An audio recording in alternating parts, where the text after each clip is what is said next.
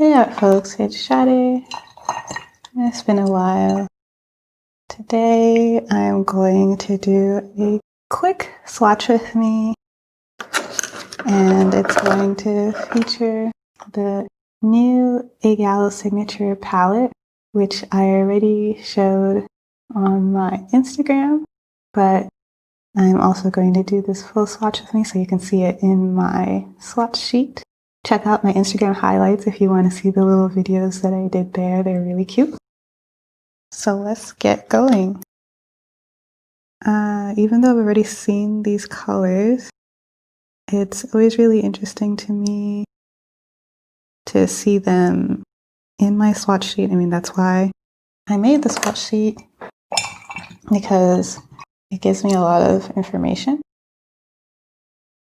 So we're starting with the a.gallo yellow gold. So the thing about this palette is that it's a bit different because there are mixes. Up until this point, a lot of their colors have been single pigment colors. So these are a lot of custom made colors. So this is a very bright yellow. It's a little like maybe semi-opaque.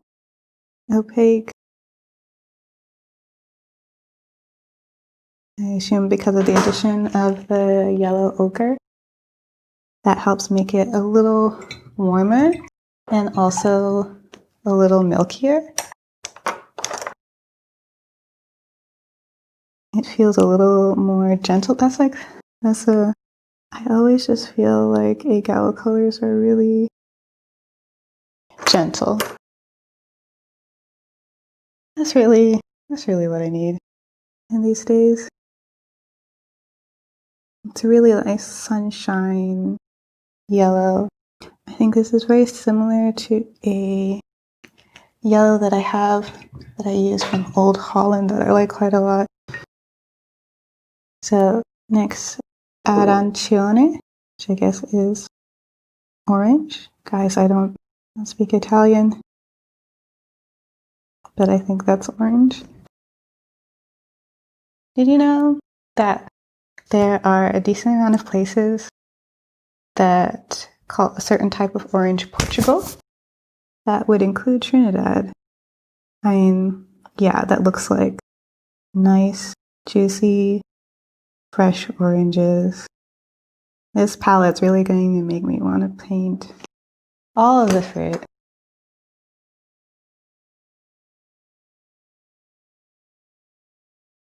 Yeah, so I mean, I think just from looking at it, I wouldn't assume that this was a 3-pigment mix. Again, the little addition of the earth color is just enough to like mellow it out a teeny bit. Like if you're looking for neon bright color, that's not what this is. But like the colors are very natural feeling, not like in a dull feeling, but just like you could see these colors. Like they're color picked from nature. Next is quinacridone red gold.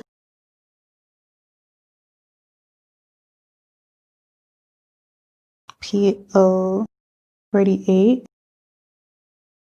So quinacridone burnt gold, I think, is what this is often called. It's very much what you'd expect from this color. Sort of rusty. This is one I definitely would like to compare with other versions in my collection.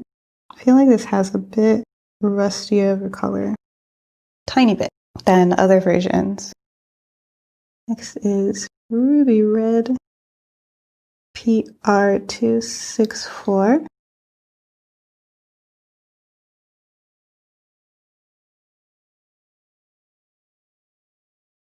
Woo! Yeah, this is like a jewel red tone. It's like moving, but it's not super duper active like I'm used to with colors from a.gallo.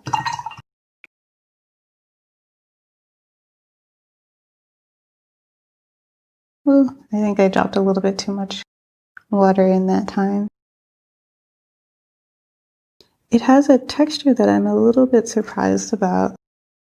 I wonder if that texture will stay when the colors are dry. I'm working on a slightly textured cold press paper. This is a Clairefontaine cold press.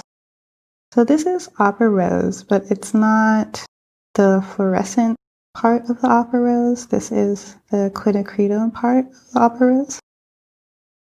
So you can't quite expect the same result, but the color is going to be similar. Yeah, I mean, that's quinacridone magenta pretty classically.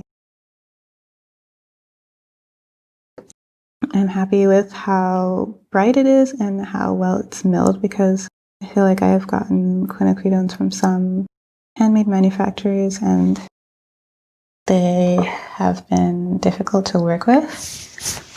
I think these really small fine paints sometimes can be really hard, but this is perfect. I mean, I think in this palette you have almost perfect CMY combination. Next is aquamarine. So this is also a pigment mix. You're going to be mixing phthalo blue and phthalo green. You're going to get like phthalo blue green. This is a slightly different version of phthalo blue. It's PB15-4. I think PB15-3 is a more common one. And like this cyan color is always just so gorgeous. I think this is a pretty dead-on match for my single pigment phthalo turquoise. And so see, you have magenta, cyan, and yellow. And if you wanted to be a little weird, you can use the next color, fig green. Okay, so this is a color that when I saw on their Instagram page that they were pouring this, I was like, this is my color. This is a color that is made for me. You know me and my greenish yellows. I have a problem. It is an addiction. And I love the name, fig green. That is like the very top part of a fig. You know, like when the stem is still green and it hasn't gone all purple yet. This is PY151 and PG15. PG17. And I love it. I'm in love. Nice and gentle. Let's see what it looks like full strength. Yeah, somehow this color just feels so modern to me, especially like next to the aquamarine. It just feels very fresh. I just want to just keep playing with the color. I love it so much. So we had our bright colors, and now we have some more deeper colors. And some of these are really stunning in the way that they are mixed. They have this separation, which is really beautiful. So like this one, olive green deep. It's kind of reminds me of a chromium oxide, but with a lot more texture. It's really deep and dark and opaque, as you can see. You can't see any of the lines underneath it.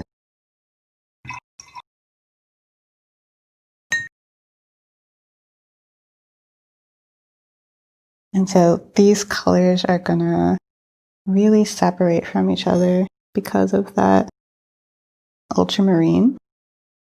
I'm actually somewhat surprised that there's not an earth color in here, but I think that that's what makes that yellow drop out instead. You can already see it happening. Do you see those little tendrils? This one smells like extra rosemary.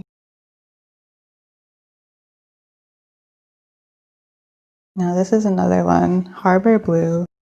I really love this name.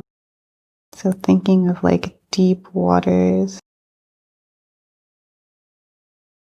which is really such a relaxing thought. I wish I lived near a harbor. I guess I think technically where I live is considered a harbor city, but I don't know. It's so tiny. I don't think I'd call that a harbor. So you've got your phthalo blue, and then it's tempered by this earth color. So it's got this really nice color payoff, but then it's going to have this deepness and granulation to it.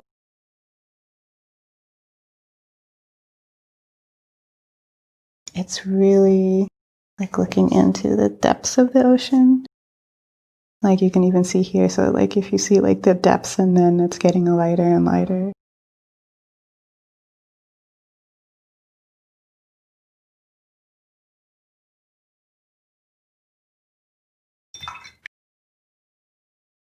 Now, one of my favorite blues, Indanthrone Blue. I'm really excited to see it here.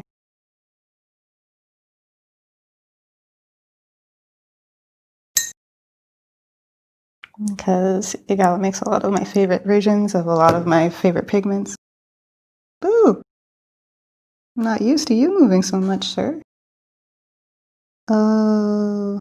So the nice thing is like, okay, Indanthrone Blue is often really desaturated and kind of lifeless. This is just so nice and inky. What's up with that? I didn't even notice this when I did the little swatch. This is just so pretty. Ah, like this is almost like indigo. Okay, look back at these two swatches. Look at how they're developing. Isn't that gorgeous? Well, okay. I'm really curious to see how this will dry because sometimes Indanthrone Blue will seem really vibrant, but then when it actually dries, it's really not that vibrant. So I want to see before I make my final verdict. But I'm really liking what I'm seeing while it's wet. And it's really easy to re-wet too. I've had some Indanthrone Blues that are really hard for some reason. Okay, Tyrian Purple. This is this really cool name because Tyrian Purple is a reference to these snails that were used to make purple dye in Tyre.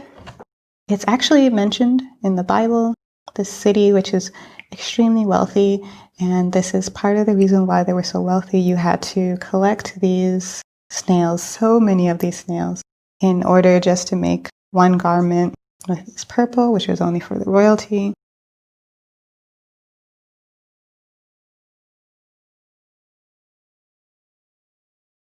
So I think I saw something that was supposed to be sort of an example of what Tyrian purple should have looked like.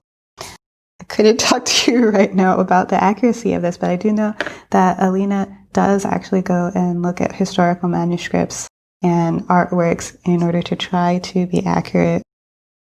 But I'd also have to check this myself, but I'm sure that the name isn't just haphazard.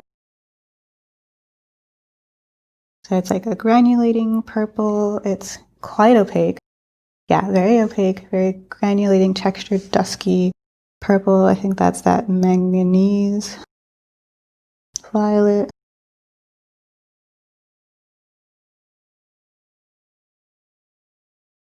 Very rich. And then Notturno, which is such an evocative name also. That's a nocturne, which is a song which alludes to the night. So you can imagine what sort of feeling this color is supposed to give you. An inky, dark night sky. It's a sort of bluish purpley gray. And a little bit of the red comes out. It almost looks like ash falling down on the swatch right now. Also really gorgeous.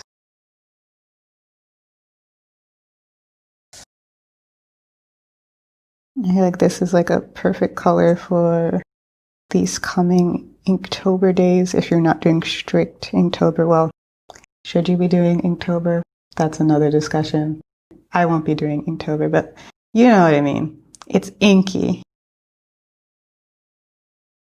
That's really pretty. Okay, so we've done them all. Let's let them dry. Okay, so we're all dry and everything has been filled in. So take a look at all of the colors.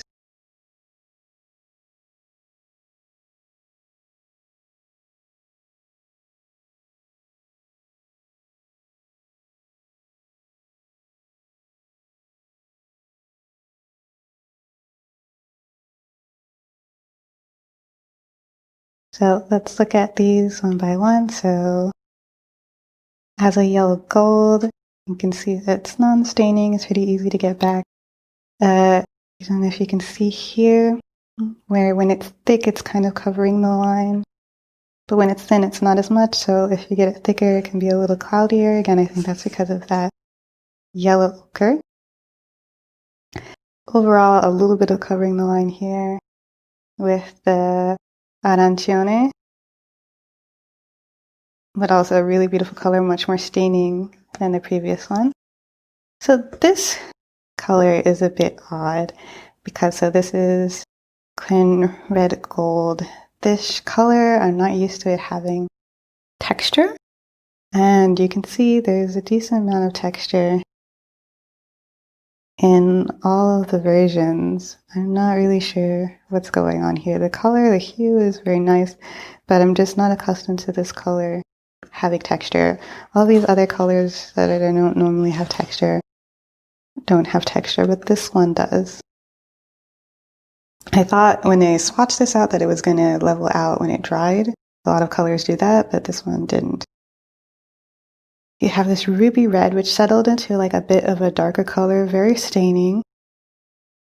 Really beautiful color. Gets a bit more opaque when you have more of it collected together. Your standard Quin magenta. Really good substitute for phthalo turquoise. I really like this one. And my favorite, I like that it's not super duper staining also. So you can get back to the relative light of the page pretty easily. And it dried just as vibrant as it went down. So I'm so happy with this color.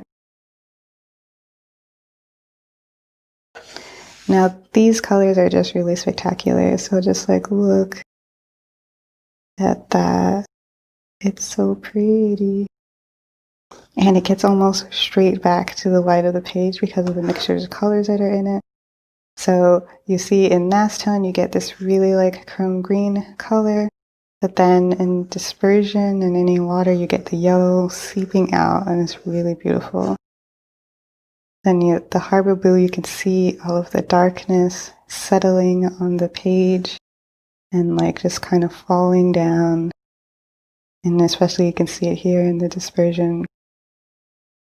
And it's just so deep dark in mass tone. This color is staining because of the phthalo that's in it. I love this in Danthering Blue. It didn't get all chalky and dull and sad. It's just beautiful. I gotta say, this might end up being my favorite in Danthering Blue. I love it. Love it. Gorgeous. This Tyrian purple has like a lot of texture, very soft and dusky. It reminds me a lot of ultramarine purple, but that's a very unusual color to have. So this could be a nice dupe. I'd have to compare, and I'm so happy that I swatched out this color because just seeing the color straight in mass tone, it's not that interesting. Like it's a nice inky dark blue color, but I didn't realize all of this really cool texture and color play that's happening here. It feels like nighttime falling over sunset. I really want to do something with that. So I think that's really gorgeous. This whole roll is amazing. I mean, these are also amazing, but these are special and unique and amazing. And of course, my favorite, my baby, fig green. So I hope that you enjoyed this swatch with me. I really had a lot of fun, and it was so cool to be able to see this new palette. Thank you so much for watching. If you've been wondering what I've been up to, I know I haven't put out a video in a while. You should check out my Patreon. My patrons know what's up. And they'll also, I've been putting out classes for them and different stuff. The next thing that they're going to get is a class about how to draw portraits, which will be interesting. And also, all profits from my artwork or my Patreon, a portion of all of those goes to a different charity every month. So if you support me, you'll be supporting other people too. So thank you guys again so much for watching. Hope that you enjoyed this video. See you next time. And until then, be gentle with yourself. Bye.